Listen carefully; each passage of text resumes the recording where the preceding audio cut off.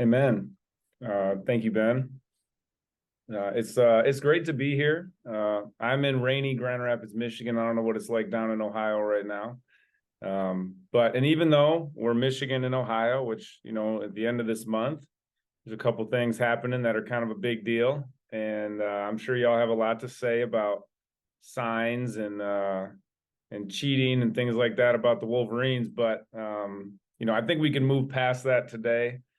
We could settle it all on the 25th. But yeah, it's great to be here with you guys. Ben, thanks for letting me share a few things that are passionate to me and exciting to me, and hopefully they're things that are also exciting for you. A little bit about myself. I grew up in Grand Rapids at a Christian school. Went to a Christian college, Calvin University, Division III school. Played some basketball there for the time that I was there. Then I went to work out in Chicago at a Christian high school for 8 years, and then back here in Grand Rapids at Grand Rapids Christian. Been an athletic director for the last 11 years. Have coached, a ton of sports. I think 30 some seasons by now. So I've taught in the classroom for 8 years, been an administrator for 11, and have coached all kinds of things. So I've been in all the places that you guys are in. I also get to operate this company called Grit Leadership, which is something that's been something that the Lord has put on my heart and put into my life, and it's been a huge blessing on me, and also hopefully on many other schools around our country. So I'm just excited to share a little bit about those things today. Ben, I appreciate you giving me the chance. So for me, like I told you a little bit about the time I've spent in education. I've sat in so many PDs and classrooms and meetings and all those things. But most importantly, I'm a 6 or 7 year business owner of this company. And more important than that, and all the educational experience, is privileged being married to my wife, Stephanie, for 17 years. We just celebrated our 18th wedding anniversary. And I get to be a father to these three young kids who challenge me in these things every single day. Those of you who are parents know exactly what I'm talking about. But I'm excited to share about my passion today. A couple things that kind of hit the mark for me, but also I've been leaning into this year. So a quick overview of kind of what I'm excited about, and then 2 things that I've been leaning into this year as a coach and kind of speaking to schools about this year, especially Christian schools, about how to put Christ on display through the work that we do. So hopefully this helps you today at Dayton Christian. We play a pivotal role in the hearts and minds of kids. Now, sometimes we can downplay that, and I'm just at this school, or I'm just at this smaller Christian school, or whatever it may be, but it's pivotal. It's a big deal. These kids opt in every day to listen to what you have to say. They don't opt into math class, they got to go there, right? They don't opt into science class, they got to go there. But they come to see you every single day around something you're both passionate about. And we all know when you're passionate about something, you pay close attention. And so I just want you to understand, remember that you are in a pivotal role as a leader of a team. So first, I wanted to give you a quick, I don't know if any of you guys have watched Ted Lasso or heard of Ted Lasso or anything like that. It's always a little bit dicey when I go to a Christian school to talk about Ted Lasso, because if seen the show, there's some language in there and sometimes some messaging that is great. But overall, this show, if you're able to kind of see that with a filter, overall, this show is a phenomenal show about leadership, about relationships, and it's a really smart, really intelligent show. So I must have a quick 1-minute clip to start us off today to kind of put some framework around what we're going to talk about. And so if you haven't seen it, the guy on the right is Ted Lasso. He is an American football coach that gets hired to coach soccer in Europe for one of the Premier League teams.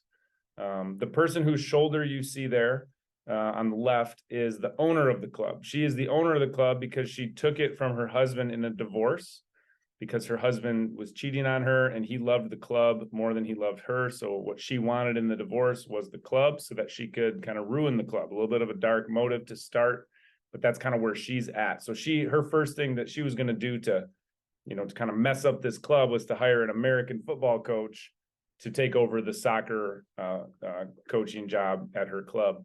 And then the person on the left is like a supermodel in the show her boyfriend is one of the star players and that sort of thing. But there's this brief scene in the first episode of the entire 3-season show with these three characters talking about animals: lions, pandas, and elephants. And as a scene I quickly passed over until, you know, I was alerted to, like, maybe there's some more depth to that scene, maybe a year later. And it just kind of really started to shape the way that I thought about some of the research I had done and put some pictures to it. So I wondered if you'd be interested in watching this 1-minute clip. Listen for lions, pandas, elephants, and these three unique characters. Okay.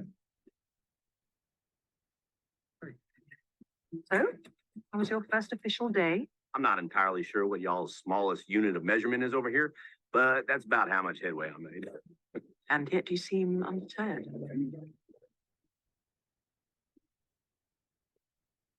Entrance. What would you rather be, a lion or a panda? I don't have time for this. Okay. Ted? Gotta go panda. Are you mad? Pandas are fat and lazy and have piss-stained fur. Lions are powerful and majestic and rule the jungle. Try telling that to an elephant. Ooh, can I be an elephant? Lion or panda? Panda. Lion! What's black and white and red all over? I don't know what. A panda that gets any... A panda that gets anywhere near a lion. So I'll finish that without the colorful language. Hopefully you guys could hear that. Could you guys hear that? You give me a thumbs up. So, you know, they're talking about lions, pandas, elephants. There's some things that came out. So let's just unpack that real quick. And so what they're talking about, if you do like a Google search about these animals, is you end up talking about some characteristics. And I believe it's characteristics of leadership. Okay, so first, you've got this idea of the lion. The lion in its natural characteristics are aggressive, strong, fierce, powerful, beautiful, feared. They're this majestic, as the character said it, creature that rules the jungle, right? This powerful thing. Now, if you think about it in one way, it's also a form of leadership, right? It's a very sought after type of leadership in our country. This powerful, strong person who has all the answers. They look good. They have all the right things to say. They're loud. They're powerful. They're in control, and we value that. And that's a natural way for some of us to lead, natural part of our personality. But maybe it's not complete. Maybe it's not the best form of leadership. The other side of it would be panda. And this is somebody that is passive, a little bit more gentle, soft, meek, mild, but loving, caring. They're not as, you know, beautiful out there in the way that a lot of the world would see it. A beautiful animal in its own right, but in a different way. And again, this is another form of leadership, a more relational form of leadership that many of us are naturally, right? I believe God makes us as lion and panda naturally. And you can see this when she says, Ted, what would you be? The first thing he says is panda, which tells you his natural bent towards leadership would be that relational, softer side. And Rebecca, her natural bent was lion, and she told you exactly why, right? Like you could see those two characters perfectly in those two people. But one of the things he says is, she says, he's the king of the jungle. And Ted says, wait a minute, what about an elephant? Try telling that to an elephant. Can I be an elephant? And Keely, the model, says, no, you have to be a lion or a panda. And I believe that's also a little shot at society, saying there's these two types of people in the world. And that's it. When we look at the elephant, you see this blend of the two more natural types of leaders, this blend where it's smart, sensitive, empathetic, so that more thought-provoking, relational, but the big, strong durability of the lion, the power. Together, the elephant characteristics are that together we're stronger, we're more of a pack, a different type of leader there. And they're a protector of those that they're in charge of. And so you see that the elephant actually becomes this kind of blend of the best of these two. And so maybe what's natural, right, is good, and God made us a certain way, but maybe he also created us with the capacity to be something different, something better. And I believe the show is saying, like, can I be that, right? Can people go through this arc to actually become a little bit more than how they were naturally designed? Did God create us with that capacity? And so what's interesting about the show is that as you see all these main characters, and there's many more, each one of them embodies at the start of the show one of those two animals. And as they become a little bit more like the opposite of themselves, as the lions become a little more panda, or the pandas become a little more lion, and they become more like the elephant, you actually love them more. So that by the end of the 3 seasons, you love each of these characters more because they've gone through this kind of intentional change over the 3 seasons of the show to become something more than what was naturally them. And so my question for you is, can we all be elephants? Can we all be a little bit different than what God naturally made us to be? Maybe he made us naturally and beautifully, and we don't want to lose that, but maybe we can also add something to that so that we can change. We talk to our students all the time about how our team is going to change during this year if you listen to you, right? And if you do the things that you guys are trying to do, you're going to change. You're going to become a little different. What's naturally you is going to become something more. And so we say this to kids all the time. So do we ever believe that about ourselves? Do we ever look inwardly and think about that to ourselves? And so it's what kind of started me. It's one of the things that started me on this journey of grit leadership. And so one of the questions that I always ask people, which I won't ask today because we don't have a ton of time, but why do you do this? Or why do you coach? And it's amazing, no matter what school I go to around the country, people kind of say similar things. What they don't usually say is to win, to make money, to be respected, to have power in the community, right? That's not really the reason people say, why do you coach? Why do you lead? And what they do say is things like to help kids, to be a mentor, to make a difference in their lives, to help them do things they never thought they could do on their own, right? All of these things we're transforming people, right? What's the main thing in coaching? The main thing in coaching is not winning, even though that's what society would tell us. What's natural to society is that winning is the main thing, but it's not. It's building and changing lives, right? That's what we do this for. And if we win along the way, man, it's a nice bonus. And I know that you all feel that way, because if I were to ask you, you would say those things. But we're talking about transformational types of leadership, not transactional. And I want to remind you, again, you guys are the last line. I am the last line as a coach and AD at my school, the last line of defense for these kids before they head out into the real world on their own. Like, our job is critical when they opt into seeing us. And so be your natural self. But maybe today we could show you a little bit about how to become a little bit better version of that natural self. Maybe become closer to that elephant that can make an impact on these kids before they head out. Because I know that I'm a lot like the leaders I had in college. I'm a lot like the leaders I had in high school. And so those are the people I paid attention to, and that formed me. And then I began paying attention to something else, and that formed me a little bit further, which is this stuff. And so I'm excited to share very quickly some of the passion I have about this, and then 2 things before we go that maybe we can lean into the rest of this year and as we enter into the winter season. And so what got me started in this grit thing is I started to look at, like, what are we looking for in kids, right? Usually it's not ACT, SAT, GPA, AP classes taken, right? We're not looking for that when we're trying to hire people out in the world. And if school is meant to prepare kids for the world, why are we focused on those things so much, right? What we're looking for is self-driven, motivated, integrity, character, never quit, find a way to get things done, team player, like all these attributes, but the schools are focused on acronyms, ACT, SAT. And so we have to be that bridge. Like, what can we do in our sphere of influence? We can be that bridge from the school-based acronym approach to us being the character development approach, the attribute approach that they need to make it. And the reason I thought about this is because I found this research piece right here, which you can try to connect the dots here on which percentage goes in which box.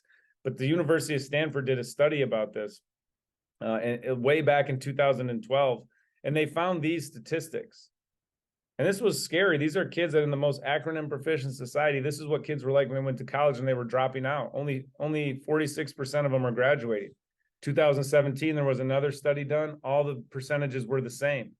So in 5 years of the world doing whatever it did, it never got any better. And in fact, suicide had gone up to 16%, right? And in 2022, 2023, last year, they reported on 22, and it's almost the same, except suicide's at 18%. And college students graduating is up to 48%. So we're still under half of the students that go make it out. And it just told me, like, whatever society's doing naturally, again, we get back to this idea of what's natural to us. It's not working. We have to do something. So I found this quote, and you can read through this quote if you can see it. But I found I used to think that the blue part was the important part because it related back to those percentages that you just saw. But really what I've noticed is that when children are given the space to struggle through things on their own, they don't. You can read the rest. Who's not giving them space? It's us. Coaches, teachers, parents. We, the adults, are the ones that are messing the kids up. It's no longer their generation or their people. Their generation is formed by the leaders, right? The way they are is formed by us. They didn't come out this way, right? So it becomes our issue, which got me started on this idea of grit. And so students today are kind of these things. They're struggling in a lot of different ways because of the leadership that we're giving them, trying to love them, but we're making a few small mistakes that are having big outputs. And I looked into that. Kids are they're not as gritty as they used to be. So I read about Angela Duckworth, and I learned about grit, and I learned about hardiness, and I learned about all these other things that drove me towards this idea of grit leadership, which is the thing that I try to do. And that's, how do we parente the next generation? Parente is a Latin word that literally means to bring forth. It's where we get the word parent from. So the parent's job is to bring forth the potential. The coach's job is to bring forth the potential. So how do we do that? How do we bring forth grit into the next generation? I think we do that with grit leadership, which is about growth mindset, being a great guide, and being a wise leader. And so that's how we do it. And that's what I talk to schools about. It's what I work with athletic directors about. Then I provide them a tool to help them get data for their leaders, which I've offered to Ben, that we can then use to hear from kids about how we're doing, so that we can build grit and positivity and change our natural selves into that elephant type of leader as we work together to serve kids through coaching. And so I've offered that to him, but here's the 3 things that it's about. And I'm just going to go through these in about 3 minutes, just so that you have an idea of what that tool is doing for you, how it helps us improve as coaches and leaders to serve kids better, which is the main thing about coaching. So the first part, you guys have all heard of growth mindset. It's not a new concept to you. But really what we're trying to do is change the narrative. When we're talking about growth mindset, we're trying to change the narrative inside a kid's head from fixed to growth. And so you can see growth in the green, you can see fixed in the red. Some of the outputs of this, the way we're changing it, is number 1, things are supposed to be hard. Anybody in here that's an athlete or a coach, you know that if you go to the weight room, if you don't lift hard, you don't get stronger, right? If you don't run hard in conditioning, you don't get in better shape, right? We all understand this basic concept, except society has taught people that if you're good at something, you should do it. If you're not good at something, you should quit right away and find something else you're good at. We have lost somewhere in the narrative that things are supposed to be difficult. When they become difficult, that means you have a chance to improve and grow at them. And we have to change that narrative. That's growth-oriented mindset. That's these green things that you see on the top. 2, challenges will develop resolve and resilience. Challenges are good. We're not supposed to beat teams by 40 points every day, right? It's not supposed to go the right way. No one would play football if it was 70-0 and there was no challenge, right? We want the challenge, right? My golf team won every tournament last year, and I'm worried about them this year because now they think, is it going to be fun for them, or are they going to take it on as a challenge? Things are going to be harder this year. The teams we play much better. Are they going to like that challenge, or are they going to fear that challenge? Like they like being the easy way to win. It's going to be interesting, but I'm trying to teach them that challenge is good, that we want it. That's why we sign up, right? Loss and failure are opportunities to grow and prove others wrong. Losses don't mean that we stink or that we failed or that we stink or that we're never going to make it. They're opportunities to prove other people wrong. Well, you don't think we can? You don't think we can do that, right? You don't think we're a good team? It's an opportunity to grow, right? An opportunity. So we want losses. We want failures to check us and see us instead of fearing failures and fearing losses. Like we want those to be a positive. We want that challenge. Changing the narrative to, we have to control the controllables. All the time in our lives, we mostly in society rate if something is good or bad based on the result. And we're going to talk about that later. That's one of the things I'm leaning into, is this idea of results. But that's the one thing in life that we cannot control. We get to control the things that go into what we're about to do, right? Our effort, intensity, energy, attitude, focus, skill, development, understanding, all those things are the things we get to control. We have to focus kids on controlling the controllables instead of measuring their success and failure on a result. And if we can get them focused on those things are very self-motivating because we can control them. And so this idea of growth mindset versus fixed, and you can read what the red is. When I talk with coaching staffs, we often talk deeply about this concept and this idea and how it plays out into our coaching and leadership lives. And once we get a good handle on that foundation, gritty, hardy people are growth oriented. There is no such thing as a gritty person that can make it over time that is brittle and fixed mindset focus. It's our job to lead with growth and to teach growth to our kids. So that's step one. Two, what do these people have in common? Who knows somebody on this picture? What do they have in common? Are any of them the hero of the story? Thumbs up, thumbs down. Any of them the hero? None of them are the hero. What are they? They're guides. They are guides. They are not the hero. They help the hero become the hero. Would Luke Skywalker have become the hero of Star Wars if he didn't have Yoda? No. Would the football team, right? All the stuff that happened in Remember the Titans have happened without Herman Boone? No. Would Daniel LaRusso, right? Oh, y'all from the 80s and 90s, okay, you with me on this? Daniel LaRusso, Karate Kid, would he have been the Karate Kid without Mr. Miyagi? Right? No. And the reason I show this is because these people are guides. We see them as heroic, but they are not the hero. The hero is someone else. That person never would have been that best version of themselves without the guide. So what do we need to do as coaches, as parents, as teachers? We have to understand and become a great guide, right?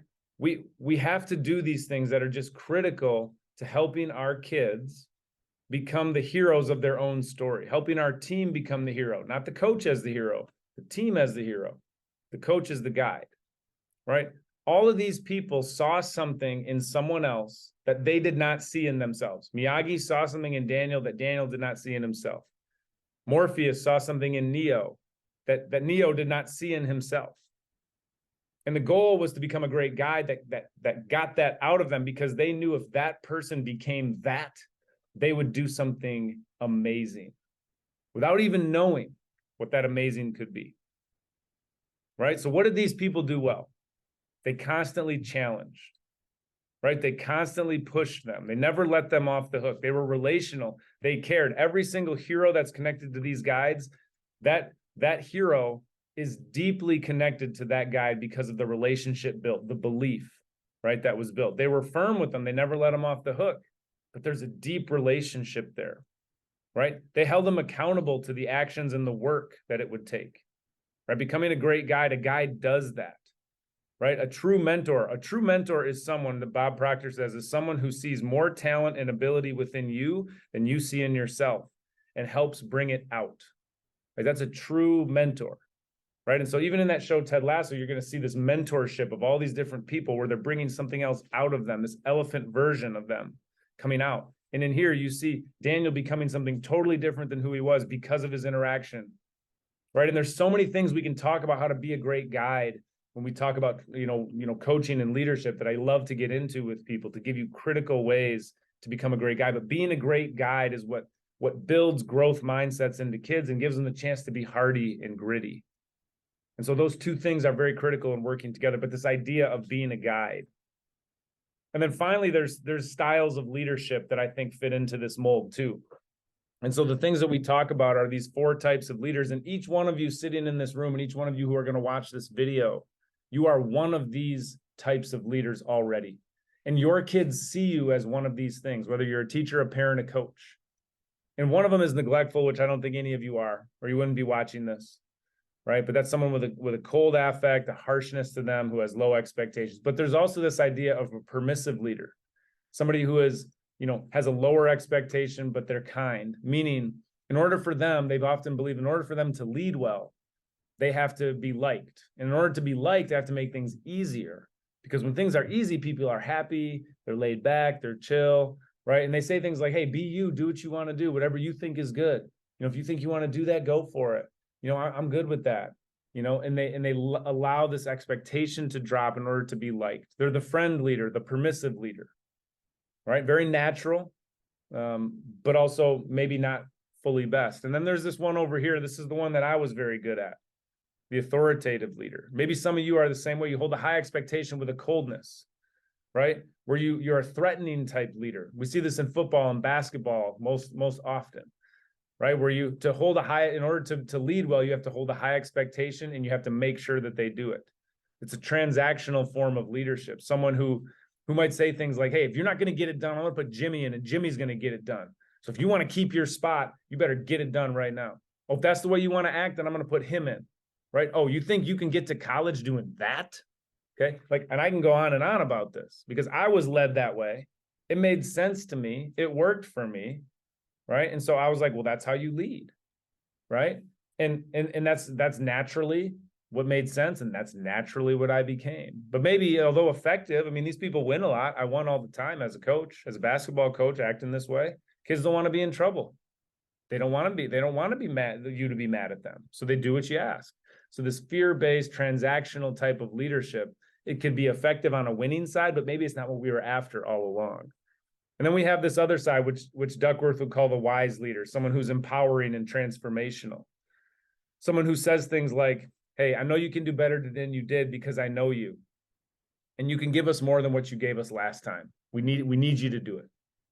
Right? Or we need you to be at your best because we're not our best if you're not at your best. And for us to be our best, we need you to lead and to be part of this. Never letting them off the hook, right? Keeping the expectation high, but do it in a way that doesn't embarrass. It doesn't create fear. It creates internal motivation. It creates transformation of the inside, right? The empowerment that you can be more than what you're thinking of yourself. It's being a great guide, right? It's challenging. It's accountable. It's relational. It's all those things we talk about in Guide, which creates growth mindsets, which makes us gritty and hardy. So it's this idea of leadership.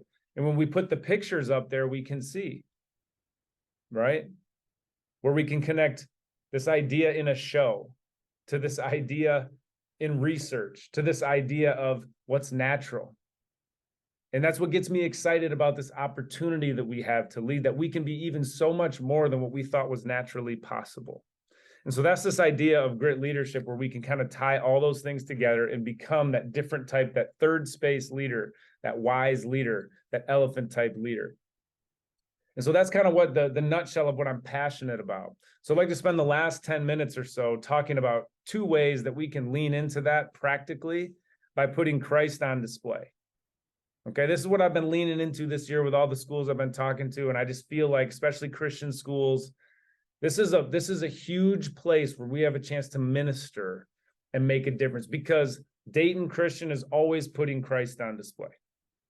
Every moment that you are awake, you are putting Christ on display. Just like Grand Rapids Christian, right? Grand Rapids Christian Golf, all these things. We're always doing it in a good or a bad way.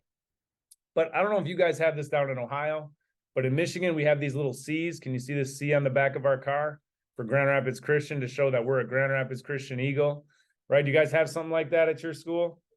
Like maybe you got a DC that goes on the back of the car. And it's great. It tells people who we are. It's advertising all those things. But you know what it also does is it says something about our school, and people associate our school with Christianity.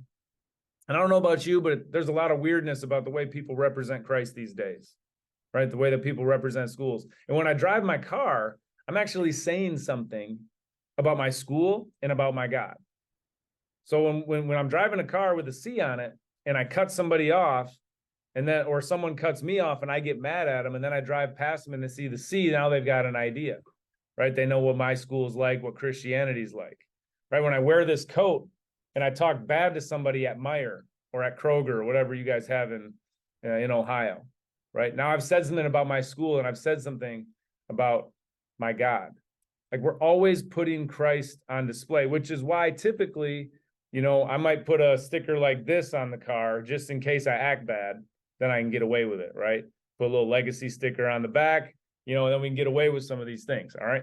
No, but seriously, we're always putting Christ on display. And maybe what's natural and the way we think is normal is maybe not what's best, right? And so we are called in a different way to do this hard thing of like, everything I do puts Christ on display. That's a hard thing to accept and understand, and also realize about myself, that everything I do puts Christ on display. Every interaction, right? So Kara Lawson is the basketball coach at Duke University for the women's team. Very powerful leader in sport. And she talks about things getting easier versus handling hard better. So I just have a quick clip from her for you to watch. She's a force in leadership. And I'd encourage you to check out this video with your team. But here's some information from her. How we all wait in life for things to get easier. Think in your own life, if you waited for something to get easier, oh, I just got to get through this and then it'll be easy. I just got to get through preseason and then it'll be okay. I've just got to get through my junior year of high school and then the classes are going to get easier. Or I've just got to get to my spring and my senior year of college and it's going to be easier. It's what we do. We wait for stuff to get easier. It will never get easier. What happens is you handle hard better. That's what happens. Most people think that it's going to get easier. Life is going to get easier. Basketball is going to get easier. School's going to get easier. It never gets easier. What happens is you become someone that handles hard stuff better. And so there's a lot more to that conversation that she will talk about. But I think what's critical for us to understand is like putting Christ on display in a positive way is a hard thing, right? Putting Christ on display through sport is a hard thing. It will never get easier. But what gritty people do, what strong people do, what hardy people do, is they learn to handle hard things better. It doesn't get easier. They just figure out how to handle a hard thing better. So what are two things in sport of putting Christ on display where we can handle hard better and put Christ on display in a positive way? So here's one of two ways that I'm talking about this year that we do a lot naturally, that if we were able to handle this hard thing better, we could put Christ on display in a better way. So the first is this idea of resulting. Okay, so here, maybe you remember this game. This is the Seahawks and the Patriots from a few years ago. If you're a sports fan or a football fan at all, you remember this. Super Bowl 49, 20 seconds left, one timeout for the Seahawks. It's second down, which means they have 3 plays left at best. The best running back in the league, Marshawn Lynch, is behind center. All right, one of the best quarterbacks in the league is also under center, which is Russell Wilson. And they have a chance, they're down 4, so they need a touchdown. And they've got 3 plays left. Here's what happened. Listen carefully. Play clock at 5. Pass is intercepted at the goal line by Malcolm Butler. Unreal. They try to pick play, Al. They tried to go here, but he beats him to the punch. And I'm sorry, but I can't believe the call. Me neither. I cannot believe the call. You've got Marshawn Lynch in the backfield. You've got a guy that's been borderline unstoppable in this part of the field. I can't believe the call. It's got to be one of the dumbest calls offensively in Super Bowl history. You are on the 1-yard line, and you have number 24, and you drop that pass. You can imagine what the commentary is. Some of you may remember this. Anybody in here remember this play? Okay, you remember this situation, and you agreed with everything they said. And here's what I call resulting, right? Like this is the idea that we live on the roller coaster of results. Remember I talked about results are the one thing that is uncontrollable, and we measure everything. The dumbest call in Super Bowl history on this result. Should we result? Right? When we do that, we put ourselves in a highly emotional, crazy state of mind that puts Christ on display a lot of times in a weird way. But remember, results are uncontrollable. What if that pass was incomplete? The announcers would say, that's smart. They didn't use a timeout. They didn't run the ball, so they had to use their last timeout. That was pretty smart. It stopped the clock. You have a great quarterback. You have Marshawn Lynch. They thought they were going to run it, but they threw it. But the best thing is they still have 2 plays left and they still have a timeout. So now they can still run the ball. Can you picture that? You know, they would have been saying it was a great call then. Or what if he catches it? They would have said, oh my goodness, the greatest call in Super Bowl history. You have the most dominant running back. They thought they were going to run the ball to Marshawn Lynch, and they faked it and they threw it. Who throws it on the 2-yard line when you have Marshawn Lynch in the backfield? What an incredible play call by Pete Carroll. Do you see what I'm getting at here? It's all about the result. And that could have played out a lot of different ways, and it would have been the greatest call or the worst call, right? And we do this so much. We do this so much in our lives as coaches, as parents. We let our kids do this. We let them result. We let them decide of what's good and bad based on what ended up happening. I'm going to tell you one thing as a golf coach. If you pull out a 5-iron for a 205-yard shot on a par 5 over water into the wind uphill, and you hit the 1 out of 100 miracle shots onto that green, I'm going to be ticked off at that player. I'm going to say, what the heck are you doing? Because the result might have been good, but it was the wrong thing to do. And so as a coach, as a leader, I'm going to tell them that was not right. It's not about getting away with it, which is what we do in life. If you get away with it, that justifies it, right? Ends justify means resulting. I think the most critical thing that we can do is to not live on the roller coaster of result, but to teach the controllable, which is to constantly teach the process well, the sound choices. I believe Pete Carroll made a great call here to give one of the best players in the NFL the opportunity to make that throw. Sometimes it don't work out, but he guaranteed himself 3 plays. He guaranteed himself the mystery of Marshawn Lynch for 3 plays. And the one thing that could have possibly gone wrong in a very plausible situation that they prepared for 1,000,000 times happened. I don't think that's bad. I think it was the right call. Gave him the most opportunities to win. Every time you call something a bad thing, they could have handed to Marshawn Lynch. He could have fumbled. He's the best player. He could have fumbled just like the rarity that Russell Wilson threw an interception. And then they would have said, why would they do that? That's crazy. I can't believe that would happen. We just can't live in that world. We can't teach our kids to grow up and live in that world of resulting is the way that you decide things. But I feel like in society today, that's just a thing. It's a natural thing that we go along with the result. And I'd encourage you to see it differently. Change the narrative, right? Get them focused on the things that are controllable as the way to make choices, right? That the results are what they are and we live with them because we put the work in up front, because we prepared, because we did all these things. The results are the results. We got to let it rip now. We got to do what we think is best now because of these things that we focus on and hone into that. It's a gift we can give, but also it's a way we can put Christ on display to not live in these crazy ways, these crazy emotional ways. We can put Christ on display, be more thought, right? And it's a hard thing, but if we handle this hard thing better as parents, coaches, letting our kids do it, we're going to be more balanced, more focused, and more understanding. We're going to make better choices, which puts Christ, when we wear C's and we wear DCs, it puts Christ on display in a better way when we can live that way, live balanced, live poised, live as a great guide, and teach about the growth-oriented things that we can control. So that's one thing, where we can do a hard thing in sport, which is resulting, and do it a little differently to get a much different result. The second thing is this idea of being right versus being effective. So to set this clip up, this is from the NBA Finals, where the Cavs and Golden State are tied. And this is LeBron on the Cavs. The last year he was on the Cavs. 4.1 seconds left. George Hill misses a free throw to put them ahead with 4 seconds left. And J.R. Smith on the Cavs actually gets the offensive rebound right next to the hoop, but he doesn't shoot it. Like, he could have shot it up and won the game, but he thought the Cavs were ahead by 1. So when he got the rebound, he dribbled it out away from the hoop, thinking that he just saved the game, right? Like, I just got the offensive rebound to save the game. I dribbled out the time and I won. I don't know if you remember this play. It's not as pivotal as a Super Bowl because it's a series, but this was a critical play. And so he forgot. He simply made a bad choice. I would submit to you that coaches and players make bad choices, bad decisions on accident all the time. How do we handle those situations as coaches, as players, as teammates, as leaders, as parents in the crowd, as ADs standing there next to all the people that are judging our programs? How do we make those hard things? How do we handle those hard situations better? Here's the clip. Now, have you ever been in a situation where you messed up and everyone around knows that?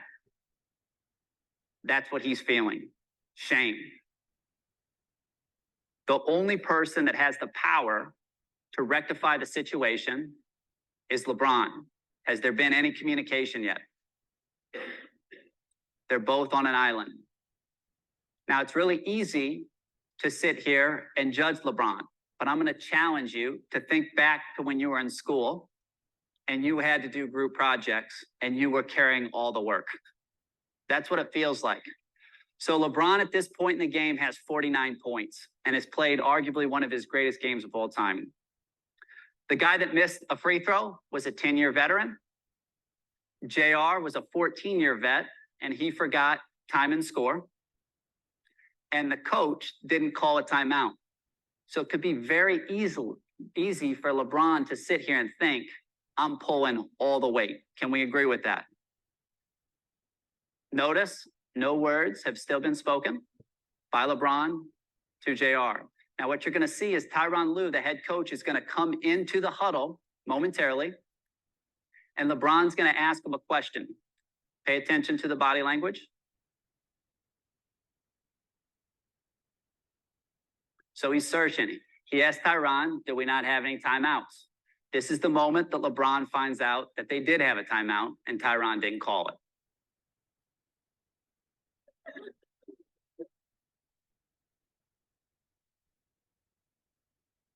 What's his body language say to you? He's in the tunnel. I'm going to LA.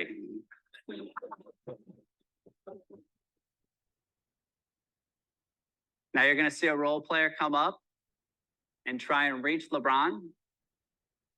LeBron is unreachable. So the question you have to ask yourself is, do you want to be right or do you want to be effective? Now, I don't mean for this to be too close to home as an Ohio school, okay? I'm not pushing on you like I would about Michigan, Ohio State or something like that, but I think it's a great clip and a great thing that they do with What Drives Winning here to talk about this idea of right and effective. We're often, as the leader, the parent, the teacher, the LeBron, the person that can make all the difference, the person that can remedy the situation. We have the power to do it. And sometimes what LeBron chose here was to be right. Right? And we often choose to be right. It feels good to be right. Sometimes right isn't effective. And usually, what does the team need here? What do the Cavs, what does JR need? What does George Hill need? What do the Cavs need here? They need to be effective. They're in the NBA Finals, right? They're tied with one of the best teams that ever played. And they need to be effective here. And a lot of times, parents, we forget how to be effective. Coaches, we forget how to be effective because we want to be right. We want to prove our point. It feels good to prove your point. A lot of times, proving your point isn't effective. I mean, it wasn't effective for LeBron here. They didn't win the game and they didn't win the series and he left, right? He was gone. And so I know he learned a lot from that, I'm sure, because he's an incredible athlete, an incredible leader. And I'm sure that he would do this different if he could, even though he felt the way he did. But we forget a lot of times in sport how to be effective. And I know that I, as an AD, I am a basketball coach for a long time, played at a high level. I know the game very well. I'm very good at coaching it. And I know what's wrong. And when I say something's wrong, I'm usually right. And I can tell people and prove to people why I'm right about it. But you know what that doesn't do? That doesn't help my coach. It doesn't help the team. It doesn't help our athletic program. For me to sit there and talk to 4 people that I'm next to as the athletic director and tell them why the coach is wrong. And your parents do that in the stands. They talk about why the coach is wrong, or why that kid shouldn't have done that, or why he didn't have that lineup in it. We forget that the coach's wife is right in front of us, or we forget that the coach's husband is sitting next to us, or that the coach's parents are sitting behind us.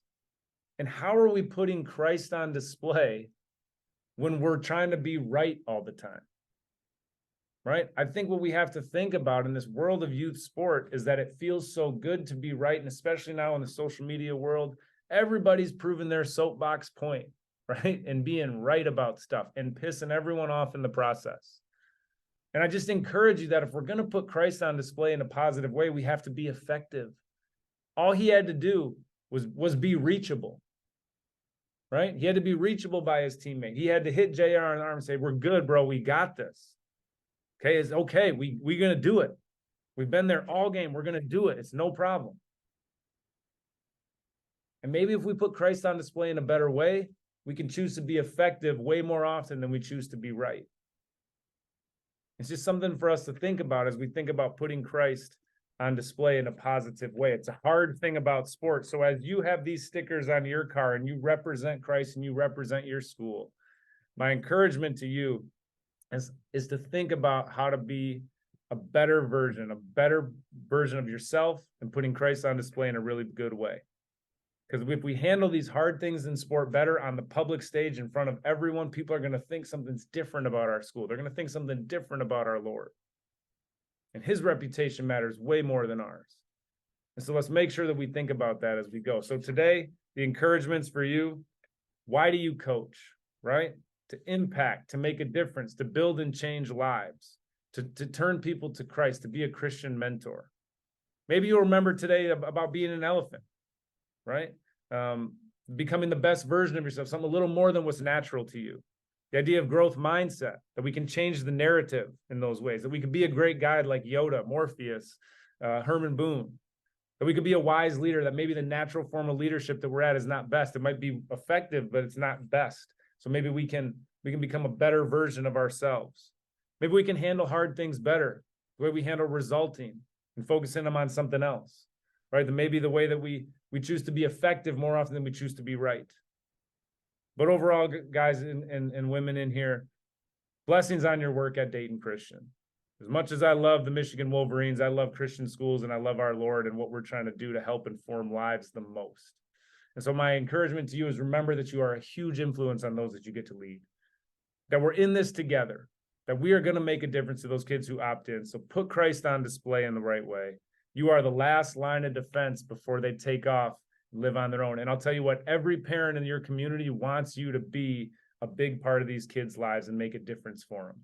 And so please make sure that you're focused on that. Maybe something today you can carry with you and make a little bit better difference than you had the day before. And so thank you so much for letting me be here. And Ben, appreciate the opportunity to be here with all of you.